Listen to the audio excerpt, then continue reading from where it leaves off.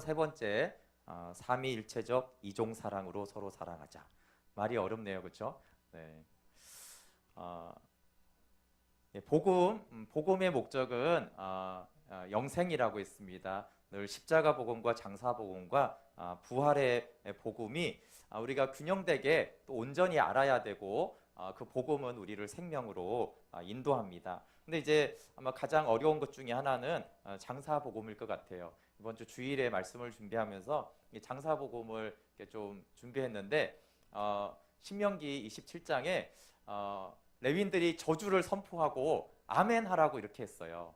왜냐하면 저주에는 아멘을 안 하니까 하나님이 아멘해 이렇게 이제 했더라고요. 그래서 장사복음에 아멘하지 않는 사람들에게 하나님이 장사복음에 아멘해라 이렇게 하는 거죠. 왜냐하면 이제 뭐 부활복음에는 다 아멘하잖아요, 그렇죠? 네, 십자가의 죄 사함에 대해서 다 아멘을 하니까.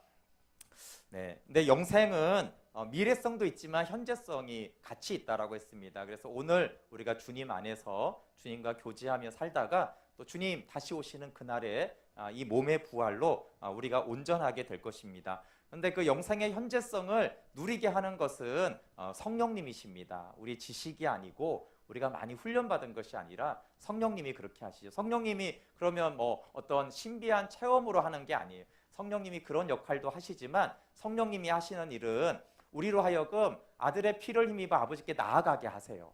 그래서 우리가 할 수가 없는데 성령님이 오셔서 보혈의 은혜를 힘입어 날마다 아버지 품원으로 나아가게 함으로 인해서 그곳에서 누리는 그 영생의 현재성을 성령께서 누리게 하십니다. 이런 영생의 현재성이 없으면 아무리 주님을 만나고 복음을 정확하게 알아도 변질되거나 타락할 수가 있습니다. 옛사람을 벗고 새사람을 입으라라고 지난주에 좀 이야기했습니다. 하늘에 속한 자로 우리가 지상적인 삶을 사는데 야곱을 예로 들었습니다. 야곱의 영적인 진정한 실체는 하나님의 보좌에 앉아 있는 것이에요. 그래서 천사들도 부러워할 만큼 영광스러운 보좌에 앉아 있는데, 야곱의 지상적인 삶은 형을 피해 도망가 가지고 돌베개를 자고 외롭고 비참하게 있는 그것이 이 지상의 야곱입니다. 그러나 그 비참한 그때 이미 천사들이 사닥다리를 놓고 하늘과 땅을 왔다 갔다 했어요. 이미 하늘나라가 영원히 야곱에게 임한 것입니다. 그런데 야곱이 오랜 세월 그것을 알지 못했어요. 그리고 그가 이제 노년이 되어서야 이 언약의 조상으로 자신을 부르신 것을 알았습니다. 이 천사들이 위로 오르락내리락 하는 것이 얼마나 놀라운 일이냐면, 예수님이 나다나엘에게 네가 나 이후에 더 큰 일도 볼 텐데 내 위에 천사들이 오르락내리락 하는 것을 볼 것이다 그랬어요. 그러니까 예수님에게서 그걸 보면 저분이 메시아구나 이렇게 알 정도의 엄청난 영광이 이미 야곱에게 임했던 것이죠. 그래서 우리가 거듭날 때 우리가 하나님의 자녀가 되었다라는 것이, 새로운 창조물이 되었다는 것이 이미 우리 가운데 천사들이 오르락내리락 한다는 것은 하늘의 문이 열리고 하나님의 영광과 하나님의 생명이 우리 가운데 임한, 우리가 하나님 보좌 우편에 앉은 영광스러운 존재가 되었는데 우리가 그것을 이제 못 깨닫고 사는 것이에요. 그래서 야곱처럼 돌베개를 베고 자면서 정말 누가 나를 돕겠는가, 외롭다, 나는 어디로 갈 것인가, 이런 고민들을 우리가 하면서 살게 되는 것이죠. 그런데 이제 그렇게 야곱처럼 그걸 살지 못하게 하는, 사실 야곱의 삶을 봐도 그의 어떤 지나친 경쟁심, 어떤 욕심, 탐심, 이런 것들이 지난주에 말한 부정성이 야곱에게 많이 있다라고 볼 수가 있어요.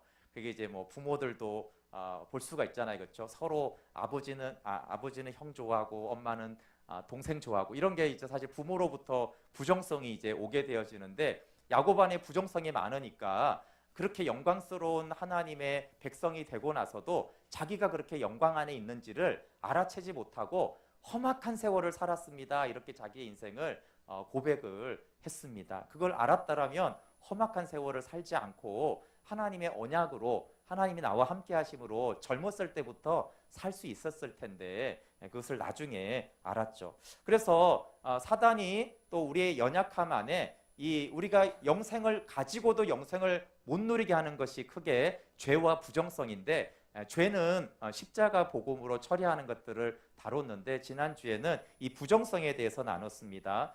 구약에서 두 가지를 다루는데 하나는 죄예요, 죄. 죄는 어린 양의 피로 죄 사함을 받게 했는데 부정성은 다른 측면인데 지난주 말한 대로 잘못해서 부정한 것이 아니라 시체와 접촉하거나 부정한 자와 접촉하면은 부정해진다고 그랬어요. 사람이 죽으면 장사를 지내야 돼, 장례를 치러야 되잖아요, 그렇죠? 근데 그렇게 수고하고 애썼지만 시체와 접촉이 된 자는 부정하게 된 거예요. 그러니까 그 사람이 잘못했다라는 뜻이 아니라 부정이 옮겨졌다라는 의미입니다. 그래서 부정하게 된 것은 우리의 죄나 잘못은 아닙니다. 우리가 하나님 없이 사는 부모나 권위자나 또 친구들이랑 이렇게 많이 지내다 보면 우리가 그런 영향을 받기 때문에 우리가 상처가 있게 되고 부정성을 입게 되어집니다. 그러나 부정하게 입는 것은 우리의 죄가 아닌데 부정하게 된 우리의 부정성을 나는 어려서 하도 상처를 많이 받았어 하면서 사람들에게 무한대로 막 상처 주는 거는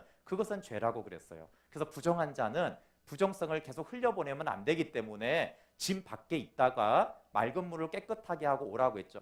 그거는 네가 부정하게 된 것은 너희 죄는 아니지만 네가 부정한 상태로 막 계속 진내로 들어와서 사람들하고 계속 접촉하고 악수하면 그 사람들 다 부정하게 되잖아요, 그렇죠? 근데 그거는 하지 말아야 된다라고 한 것이에요. 그래서 우리가 어려서 상처를 입고 이런 것들이 많은 것은 우리의 잘못은 아니지만 그것을 합리화해서 사람들에게 계속 부정성을 흘려보내게 하는 것은 하나님이 그것을 멈추라고 하셨습니다. 그런데 이것이 실제로 우리 가족에서 교회에서 우리가 관계에서 계속 일어나는 사건이죠.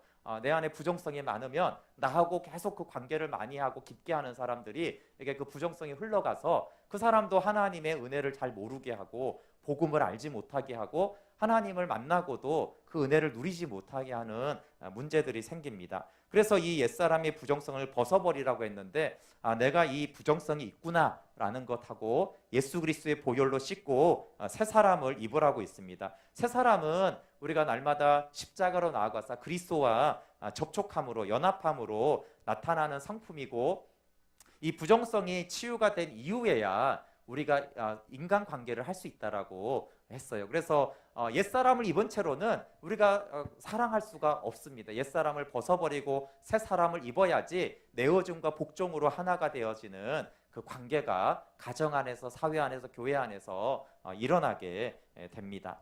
네, 오늘은 이종사랑으로 서로 사랑하자라는 것을 다룰 텐데요. 이제 마지막에 지난주에 부정성을 씻고 우리가 서로 사랑하는 하나가 되는 관계인데 어떻게 내어주고 어떻게 복종하는가에 대해서 내어줄 때도 복종할 때도 이종사랑으로 해야 된다는 것이죠. 영생을 사는 것은 하나님을 알고 아들을 아는 것인데 기독교 신앙을 예수님을 믿고 생명을 얻어 그 계명에 복종하는 것이다라고 말할 수 있습니다. 그래서 생명 얻는 것이 너무 중요한데 그러면 이 생명이 뭐냐? 어떤 생명이고 이 생명으로 사는 게 뭐냐라고 했을 때는 계명을 지키는 것이에요. 그리고 지켜야 될 계명이 많죠. 많이 있지만 크게 두 개를 나누면은 새 계명과 지상 명령이라고 볼 수 있어요. 그래서 너희가 서로 사랑하라는 새 계명이 가족과 교회 안에서의 명령이고 이 복음을 땅 끝까지 전하는 지상 명령 두 명령이 우리가 순종해야 될 계명입니다. 그런데 예수님이 이 사랑에 관해서 콕 집어서 말씀하신 것이 계명이 서로 사랑하라는 계명이에요. 우리가 잘 알듯이 요한복음 13장 34절 35절에 새 계명을 너희에게 주노니 서로 사랑하라. 내가 너희를 사랑한 것 같이 너희도 서로 사랑하라. 너희가 서로 사랑하면 이로써 모든 사람이 너희가 내 제자인 줄 알리라. 네, 또 요한복음 15장 10절부터 12절 이 포도나무와 가지 비유가 있는 곳이잖아요. 여기에도 예수님이 내가 아버지의 계명을 지켜 아버지의 사랑 안에 거하는 것 같이 너희도 내 계명을 지키면 내 사랑 안에 거하리라. 그래서 예수님의 계명을 지키면 예수님 안에 거한다라고 말씀하셨어요. 그런데 그냥 이렇게 그냥 끝나면은 예수님이 많은 가르침을 주셨는데 그 가르침대로 하면은 예수님 사랑 안에 거하는가 보다 이렇게 이제 생각하는데 그렇지 않고요. 그 두 절 뒤에 12절에 보면 이렇게 돼 있어요. 내 계명은 곧 내가 너희를 사랑한 것 같이 너희도 서로 사랑하라는 이것이니라. 그러니까 내 계명을 지키면 내 안에 거하는데 내 계명은 이렇게 딱 이제 규정을 해놨는데 내 계명은 뭐냐면 내가 너희를 사랑한 것 같이 너희가 서로 사랑하는 것이에요. 그래서 너희가 내 사랑으로 서로 사랑하면 내 안에 거한다라고 말씀하고 계십니다. 그 동일한 말씀이 오늘 우리 본문에 있어요. 요한일서 3장 우리 23절, 24절 한번 같이 읽어볼게요. 시작. 그의 계명은 이것이니 곧 그 아들 예수 그리스도의 이름을 믿고 그가 우리에게 주신 계명대로 서로 사랑할 것이니라. 그의 계명을 지키는 자는 주 안에 거하고 주는 그의 안에 거하시나니 우리에게 주신 성령으로 말미암아 그가 우리 안에 거하시는 줄을 우리가 아느니라. 네, 그의 계명은 이것이니 그 계명이 뭔지를 딱 알려주고 있거든요. 그게 뭐냐면 그의 계명은 서로 사랑하라는 것이 그의 계명이다 이렇게 말씀하고 있어요. 그리고 24절에 그의 계명 서로 사랑하라는 것을 지키는 자는 주 안에 거한다. 주 안에 거하는 것이 영생을 누리고 영생인데 그것이 서로 사랑하라는 것에 있습니다.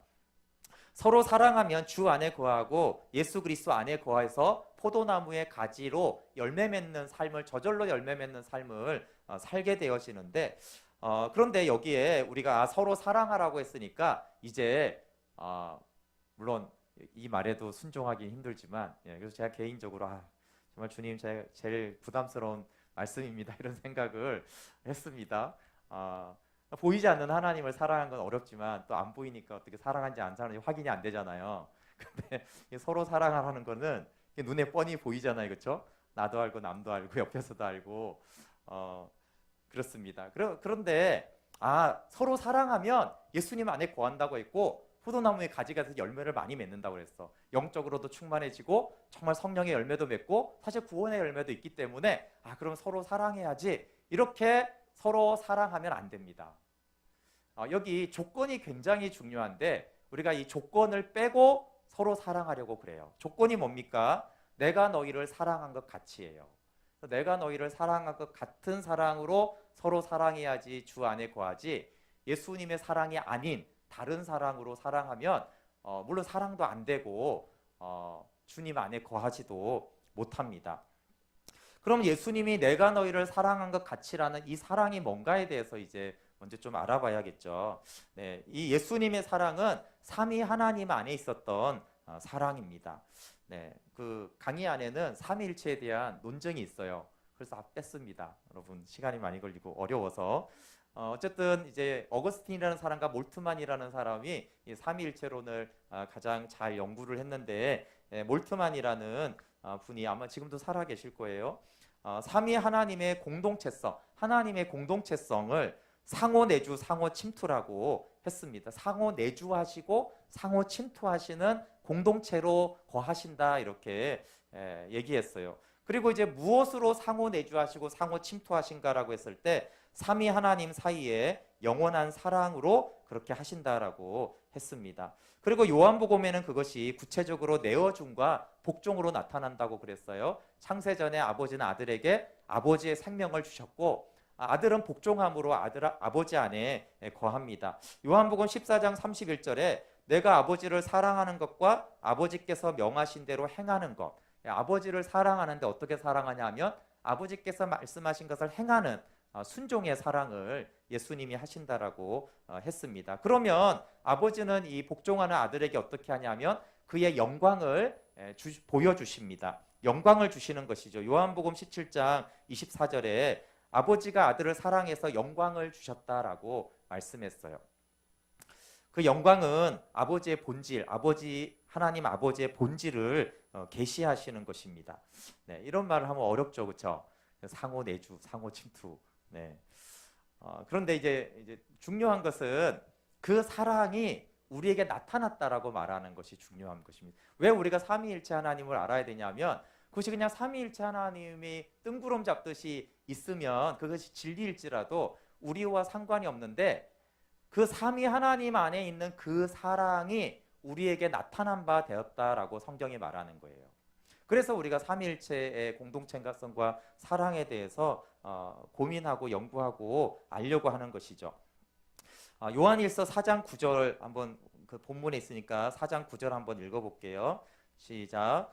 하나님의 사랑이 우리에게 이렇게 나타난 바 되었으니 하나님이 자기의 독생자를 세상에 보내심은 그로 말미암아 우리를 살리려 하심이라. 아멘. 하나님의 사랑이 창세전부터 영원토록 그 삼위 하나님 안에 있었단 말이에요.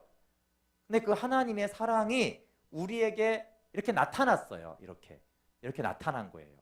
그러니까 독생자를 보낸 것으로 사랑이 아니고 하나님의 사랑이 원래 있었는데 삼위의 하나님이 그 사랑이 우리 가운데 이렇게 나타난 게 된 거예요. 그 나타난 게 어떻게 나타났냐 하면 그것이 독생자를 세상에 보내심으로 우리를 살리시려고 우리에게 영원한 하나님의 생명을 주시는 것으로 그 사랑이 나타난 것이에요. 그러니까 이 사랑은 원래 창세전에 있었던 사랑이 이렇게 나타난 게 예수 그리스도와 그 십자가를 통해서 이렇게 나타났구나라고 알게 된 것이죠. 근데 그 하나님의 사랑의 특징이 이종 사랑이라는 것입니다. 그냥 말이 어렵고 그냥 자신과 전혀 다른 존재를 위해서 자신을 내어주는 사랑이죠. 우리가 늘 말하듯이 하나님은 거룩하시고 우리는 죄인입니다. 근데 우리는 너무 익숙해서 하나님 우리를 사랑하셨지 이렇게 하는데 여러분 거룩한 사람은 죄인을 멸시하게 돼 있어요. 인간은 다 죄인인데도 인간 중에 조금 거룩하다고 생각하는 인간하고 좀 더티하다고 생각하는 인간이 딱 있잖아요. 그러면 이제 거룩하다고 생각하는 인간이 어떻게 봐요? 더티한 인간을 무시하죠. 여러분 깨끗하게 이렇게 잘 차려입고 정말 조금 이제 노숙자분 중에서도 좀 이렇게 어려우신 노숙자분을 이렇게 길에서 보면 어떤 생각이 들어요? 너무나 사랑스럽다 이런 생각이 드세요? 아니면 좀 무시하는 거나 뭐 이렇게 나하고 좀 레벨이 다른 사람으로 보이세요? 그러니까 이제 종류가 달라짐이 커지면 커질수록 우리는 사랑하지 못해요.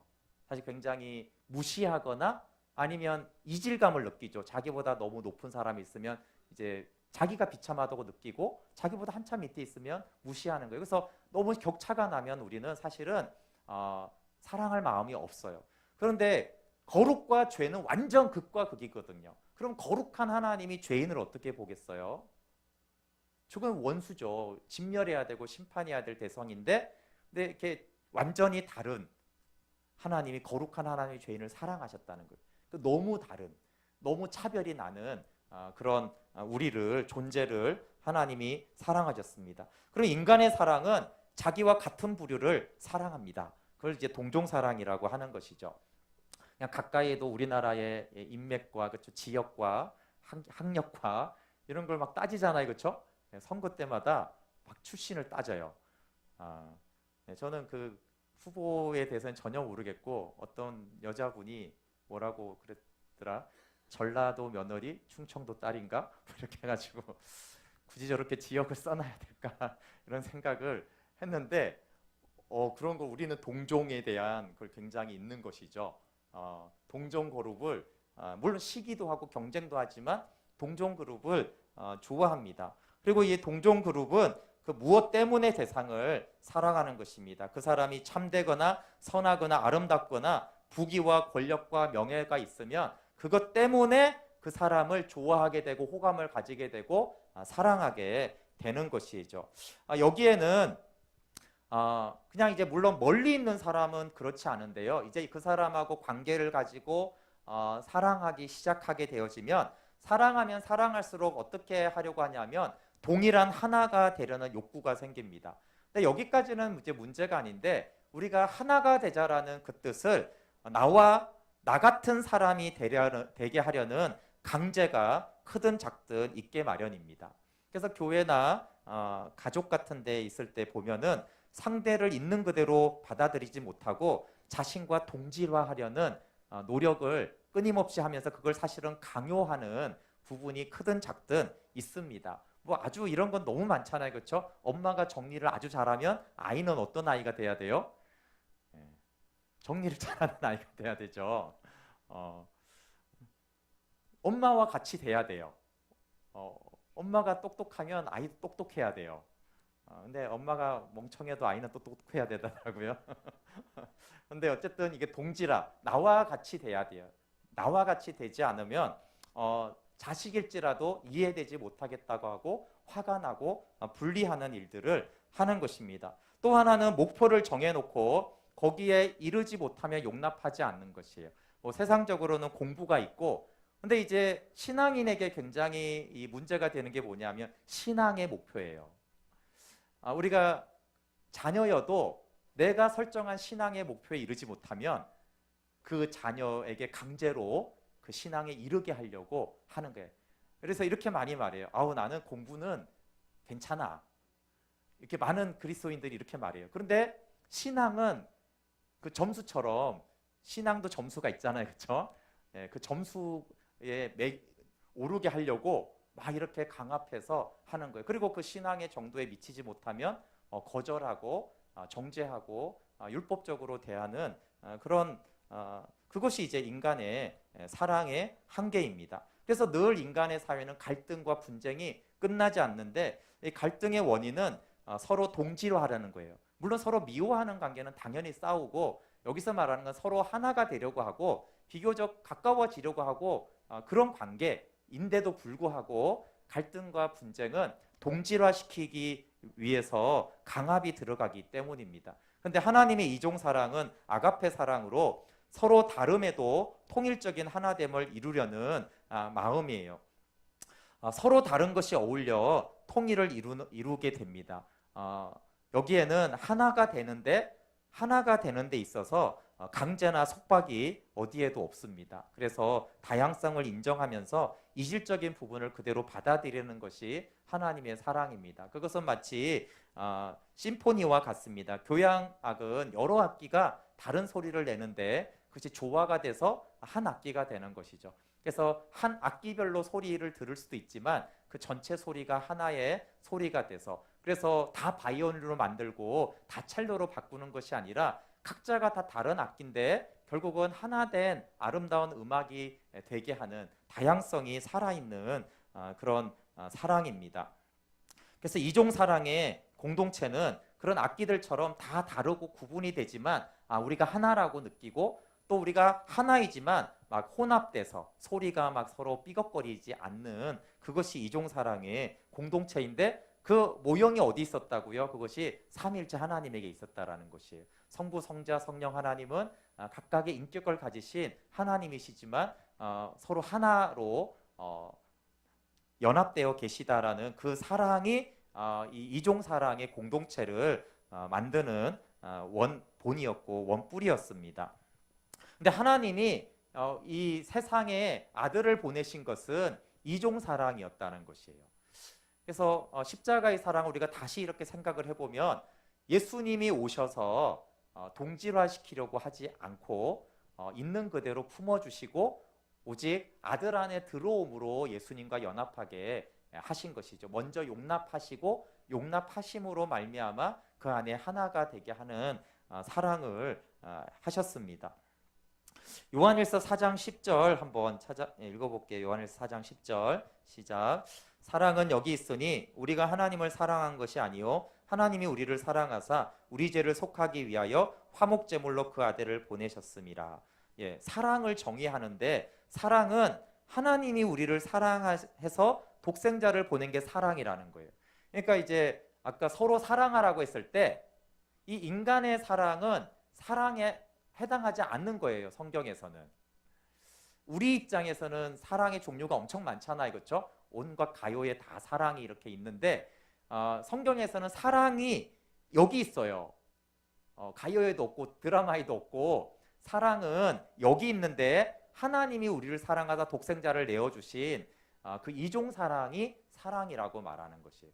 그래서 내가 너희를 사랑한 것 같이라고 했을 때는 거룩한 하나님이 죄인된 인간을 있는 모습 그대로 죄인과 세리를 품어주셔서 용납해 주신 것처럼, 지금도 예수님을 믿은 이후에도 우리가 넘어지고 비참해질 때도 존귀한 그분이 비참한 우리를 용납하시고, 완전하신 그분이 연약한 우리를 용납하시고, 거룩한 그분이 죄 가운데 있는 우리를 용납하시는 그 사랑이 사랑이라는 거예요. 그래서 사랑은 여기 있어요. 그래서 아까 서로 사랑하라고 했지라고, 그래서 내가 집에서 하든 예수 믿기 이전에 나 나름대로 하던 그런 사랑을 가지고 가족이나 형제로 교회로 와가지고 서로 사랑하면은 주님 안에 있게 안 돼요. 오히려 싸우죠, 자꾸. 물론 좋은 일도 많지만 우리 안에 끊임없는 분쟁이 일어나게 되어집니다. 그래서 하나님의 이종 사랑으로 서로 사랑하라 이렇게 제목을 한 이유는, 인간적인 사랑으로 서로 사랑하는 것이 마치 삼위일체 하나님의 공동체라고 생각하는 것은 아니라는 거예요. 그것은 뭐 예수 믿지 않는 가족들도 그렇고 동호회도 각자 그 나름대로들 뭐 사랑하잖아요, 그렇죠? 근데 그 사랑은 삼위일체 하나님의 사랑과는 상관이 없고 성경에서 말하는 사랑은이라는 것과 상관이 없는 것이기 때문에 그렇게 뭐 믿지 않는 사람들이 사랑한다고 예수 그리스도 안에 있지 않습니다. 그래서 하나님이 같은 부류를 받아들이는 이 동종 사랑을 했다라면 십자가의 구원도 없지만 지금도 우리 안에 거하지 않으세요. 지금 믿고 있는 우리 안에 예수님이 왜 거하실까요? 그래서 지금도 이종 사랑을 하는 거예요. 지금 내가 내 안에 계신 예수님과 너무 닮았나요? 안 닮았잖아요, 그렇죠? 너무 다른 거예요. 그런데 예수님은 여전히 내 안에 계시죠. 그리고 내 안에 거하는 조건이 없어요. 너 이렇게 바뀌어야 돼. 나 수준으로 어느 정도는 돼야지, 영적으로 신앙적으로 이 정도 점수는 돼야지 내가 네 안에 거할 거야, 이렇게 하지 않으시고 정말 있는 모습 그대로 우리 안에 거하시죠. 오히려 있는 모습 그대로, 상한 모습 그대로 내게 나오고, 하나님이 구하시는 제사는 상한 심령이라고 그랬잖아요, 그렇죠? 완전하신 분이 상한 심령을 왜 구하겠어요? 그 모든 것들은 하나님은 이종 사랑을 우리 가운데 끊임없이 하고 계시다라는 것을 말씀하고 있어요. 그래서 요한일서 4장 11절에 사랑하는 자들아 하나님이 이같이 우리를 사랑하셨은즉 우리도 서로 사랑하는 것이 마땅하다. 이같이 우리를 사랑했다라는 것이 이종 사랑이잖아요, 그렇죠? 근데 부담스럽게 이 사랑으로 서로 사랑하는 게 마땅하대요. 권면하시면 좋겠는데 마땅하다 이렇게 말하니까 엄청 부담스럽잖아요, 그렇죠?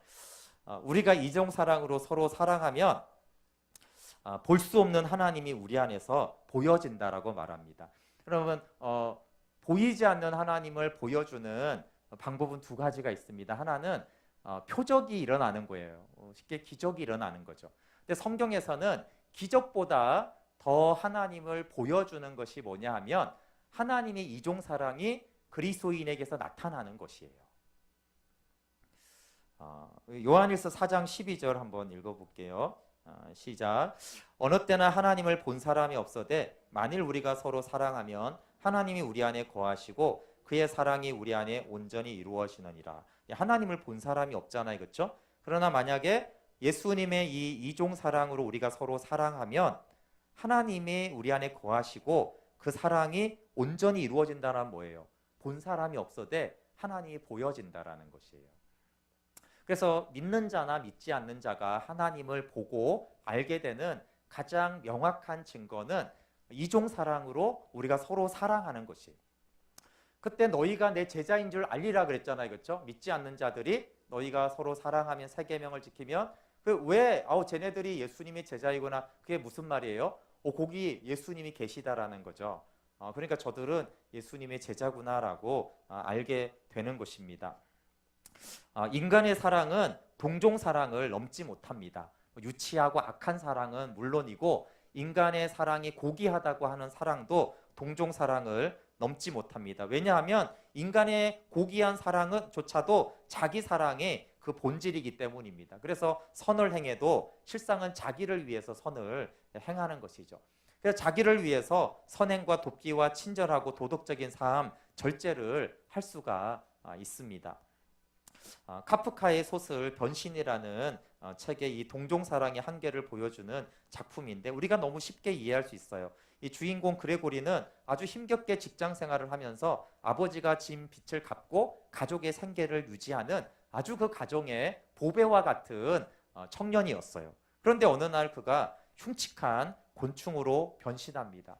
가족들은 처음에 굉장히 슬퍼하고 놀라고 가족애를 발휘하는데 근데 매일 이제 그 흉측하게 변한 동생과 자녀를 보면서 그를 참아내고 돌봐주고 안락하게 해주려고 하다가 시간이 갈수록 쓸모없고 귀찮고 저 곤충이 해치워야 없어져야 되지 않나라고 가족들이 그렇게 생각을 해요.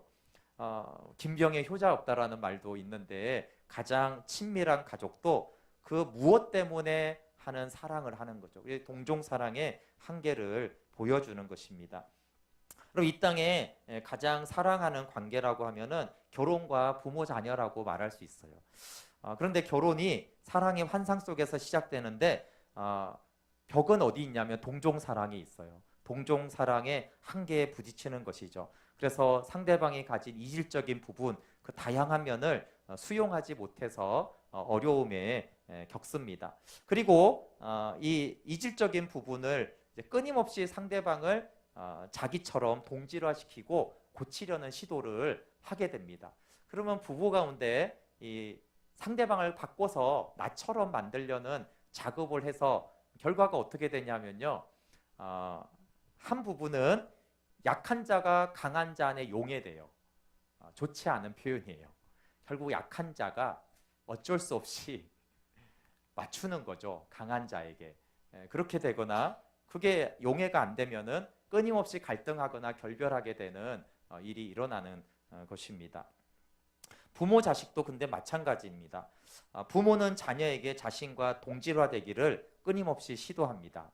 그럼 마찬가지예요. 자녀도 부모에게 용해되거나 부모의 강압에 의해서 부모가 원하는 만들어진 자기를 하는 것이죠. 부모는 그걸 매우 기뻐하지만 자녀는 불행한 상태가 되는 것이에요. 왜냐하면 원하지 않게 강한 자에 의해서 억압에 의해서 그렇게 되었기 때문이죠. 그게 아니면 이제 부모와 자녀 간에도 갈등이 이제 빚어지겠죠. 네. 그래서 우리는 그게 사춘기 때문이라고 그러는데 호르몬의 변화는 있겠지만 그게 아니라 강압하기 때문에 갈등이 있는 것입니다. 여러분 예수님의 사랑으로 자녀를 키우면 자녀가 반항하지 않습니다. 물론 이제 예수님한테도 따지는 인간이 있으니까 그 정도의 어떤 거는 있겠죠. 그런데 일반적인 그런 분노와 갈등과 미움은 강압한 것에 대해서 용해되지 않은 자녀들은 이렇게 표출을 하게 되는 것이죠. 근데 우리가 이렇게 가장 아름답다고 하고 희생을 전제로 한 사랑마저도 이런 갈등이 계속 있습니다. 그래서 인간관계는 오직 하나님의 이종 사랑으로 하나가 될 수 있습니다. 서로 사랑하지만 변화시키려고 하지 않고 사랑하는 것이에요. 상대방의 이질적인 면을 그대로 수용하는 것이고, 그래서 이종 사랑을 한마디로 말하면 있는 그대로 받아들이는 것이에요. 네. 그래서 한번 스스로 고백을 해봅시다. 어떤 인간을 딱 상정하고 바꾸려고 하지 말자. 바꾸려고 하지 말자. 고치려고 하지 말자. 있는 모습 그대로 수용하자. 어떻게 저 모습을 수용하지? 그러니까 우리가 할 수 없는 것이에요.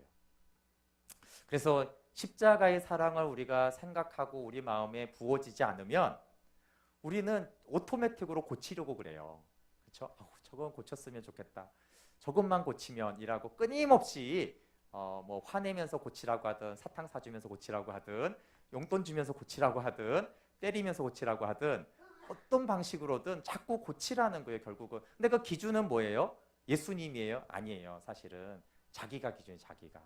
나를 기준으로 나에게 동질 그룹 안으로 들어오라는 것이에요. 그래서 나는 너하고 하나가 되겠다라고 하는 것이에요. 근데 예수님은 그렇게 우리와 하나가 되지 않고 그냥 그 죄인된 모습 그대로 죄인의 친구가 되어주시고 있는 모습 그대로 수용해서 사랑 안에서 변화대가 되는 것을 예수님이 사랑한 사랑입니다. 그래서 있는 그대로 수용하는 것, 받아들이는 것, 변화시키려 하지 않고 사랑하는 것이 이종사랑이라고 할 수 있습니다. 그런데 아까 이종사랑은 우리 안에 없기 때문에 이종사랑은 받아야지만 할 수 있는 사랑이지 우리가 결단한다고 할 수 있는 사랑은 아닙니다. 하나님은 결코 받아들일 수 없는 우리를 늘 제요 부정한, 지난주에도 우리가 부정성을 다뤘는데 사실 하나님은 부정성이 있는 인간을 우리는 싫어하잖아요. 그렇죠? 근데 하나님은 부정성이 있는 인간을 좋아하세요. 왜냐하면 다른 이종사랑을 하기 때문에 하나님은 상처가 없지만 그러나 하나님은 상처가 있는 인간을 좋아하세요. 다른 사랑을 하기 때문에 그렇게 하는 것이죠. 그래서 많은 상한 자들이 아픈 자들이 하나님께 나오는 것을 하나님은 품어주시고 받아주십니다. 그런데 우리는 그렇지가 않아요. 그렇죠? 우리는 상처 많은 사람들을 되게 싫어합니다. 상처 많은 사람이 자꾸 가까이 오면 싫잖아요. 그렇죠? 어떻게 하면 벗어날까? 이 대화는 빨리 끝나야 되는데 이런 생각을 끊임없이 합니다. 그런데 예수님은 너무 이질적인 우리를 형제라 하시고 형제라 하기를 부끄러워하지 않으셨습니다. 이종사랑을 명령한 이유는 두 가지인데요. 하나는 믿는 자들이 하나가 되게 하려는 것이에요. 왜냐하면 하나님의 하나됨이 교회와 가족의 하나됨이 되는 것이 그것이 너무 중요하기 때문입니다. 그리고 또 하나는 이종사랑을 할 때 아까 비로소 영생이 우리 안에 있음을 증거하게 됩니다. 이런 말씀이 굉장히 많아요. 또 요한일서 3장 14절에도 형제를 사랑함으로 사망에서 옮겨 생명으로 들어간 줄 알거니와 이렇게 돼 있어요. 형제를 서로 사랑하면 사망에서 옮겨 생명으로 들어간 줄 안다. 구원받았다 이 얘기하는 게 아니고요. 이종사랑만이 하나님의 생명으로 산다는 가장 분명한 증거이기 때문에 그렇습니다. 그것은 자신에게도 그렇고 이웃에게도 그래요. 여러분, 내가 영생을 얻은 자로 영생으로 살고 있는지 안 살고 있는지 사실은 굉장히 폭이 넓습니다. 그러나 가장 분명하고 뚜렷한 증거 두 가지를 말하라고 하면은 영생을 얻어 누리는 사람은 하늘에 속한 기쁨과 안식이 있어요. 왜냐하면 영원의 현재성이라고 했잖아요, 그렇죠? 이 땅에 살지만 영원에 살고 이 땅에 있지만 하늘에 속하기 때문에 분명히 하늘에 속한 어떤 것이 우리 안에 들어와 있다라는 것을 자기가 아는 것이에요. 그것이 영생으로 사는 자의 첫 번째 증거입니다. 그리고 두 번째는 어떤 거겠어요? 두 번째는 이종사랑이에요. 이종사랑. 내가 동질사랑을 하고 있지 않고 이종사랑을 하고 있으면은 그것이 생명으로 사는 가장 명확한 증거예요. 그래서 이종사랑을 하면 어떻다고요? 저 사람이, 저 형제가 사망에서 생명으로 옮겨진 것이 너무 분명하구나라고 하는 거예요. 그러니까 거듭난 것은 사실 영적이잖아요, 그렇죠? 누가 알겠어요? 하나님만 아시잖아요. 그런데 하나님이 아는 게 아니라 모두 다 알게 되는 증거가 있는데 그 어떤 형제나 자매가 이종사랑을 하고 있잖아요. 그러면 그 형제는 이미 사망에서 생명으로 옮겨진 줄을 교회 공동체가 다 알게 돼요. 그러니까 그만큼 영생으로 살고 있는 강력한 증거는 이종사랑을 하는 것이에요. 아까 말한 대로 여러분, 기적이 중요하지만 기적보다 하나님을 더 보여주는 것은 이종사랑을 하는 것이에요. 그리고 기적을 행하는 사람이 다 천국 가지는 않습니다.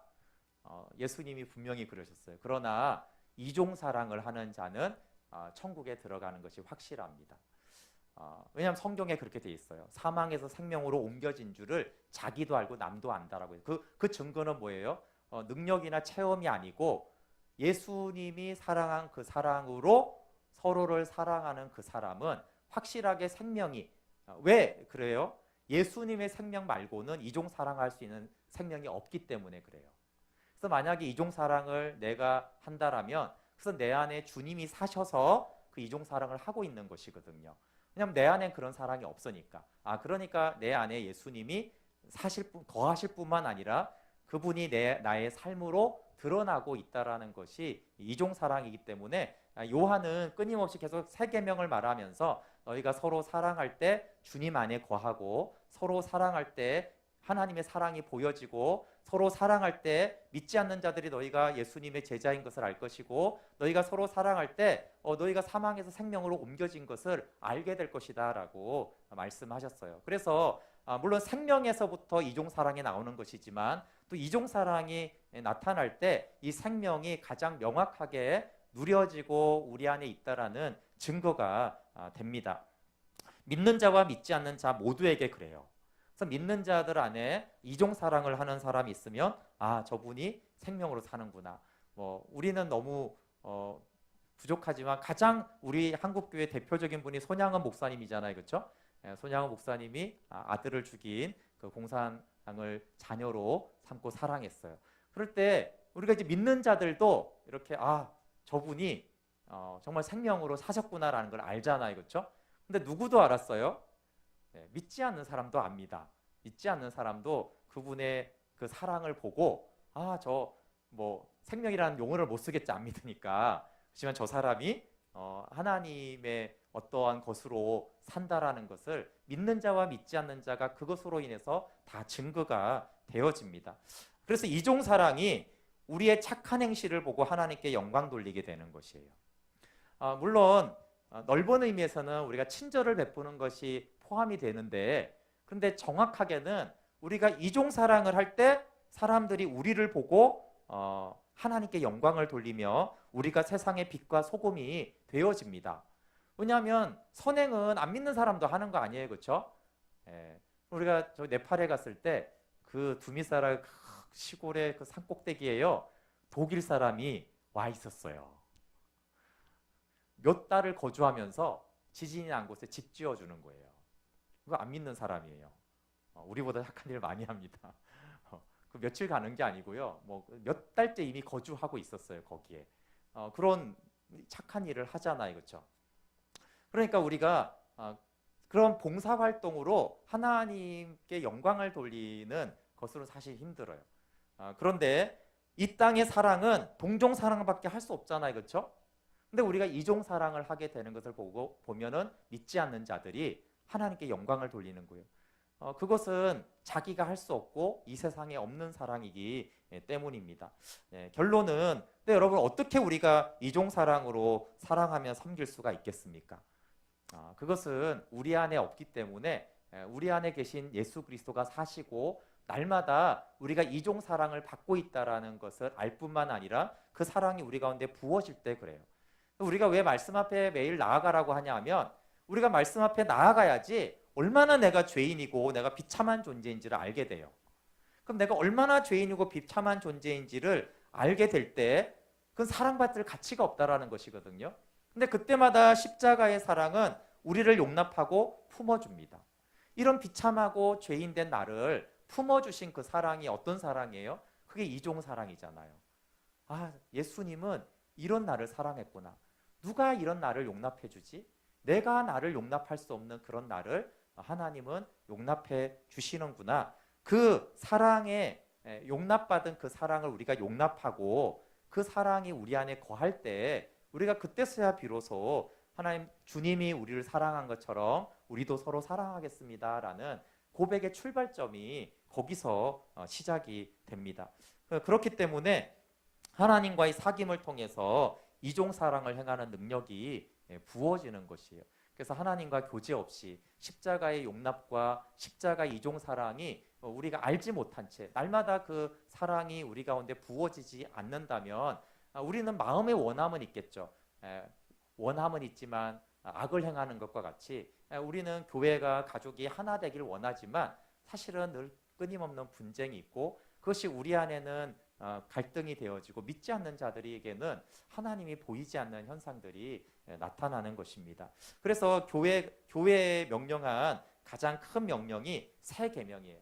요한복음 13장부터 17장과 요한일서는 교회를 향한 명령인데, 교회가 이 세상에 가장 강력하게 하나님을 증거할 수 있는 것은 서로 사랑하는 것이에요. 예수님의 사랑으로. 그것 이상의 강력한 메시지가 없기 때문입니다. 네, 우리 함께 같이 좀 찬양하고 기도하겠습니다.